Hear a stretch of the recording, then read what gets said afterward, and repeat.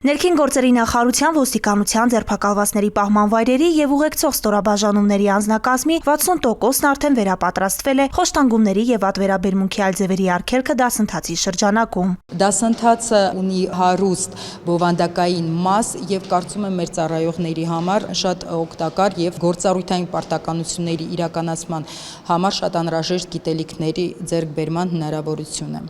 Ներքին գործերի նախարարության կրթահամալիրի եւ Մարդու իրավունքների պաշտպանի գրասենյակի բանախոսները ներկայացրել են ՄԱԿ-ի խոշտանգումների եւ այլ դաժան անմարդկային կամ արժանապատվությունը նվաստացնող վերաբերմունքի ու պատժի դեմ կոնվենցիայի եւ Ստամբուլի արձանագրության հիմնադրույթներն ու ոլորտի իրավակիրառ պրակտիկան։ Հաշվի առնելով թեմայի զգայունությունը մշակվել է դասընթացի որակը գնահատելու հատուկ մեթոդաբանություն։ Դասընթացի որակի գնահատման չափանիշները 3 բաղադրիչներից են կազմված։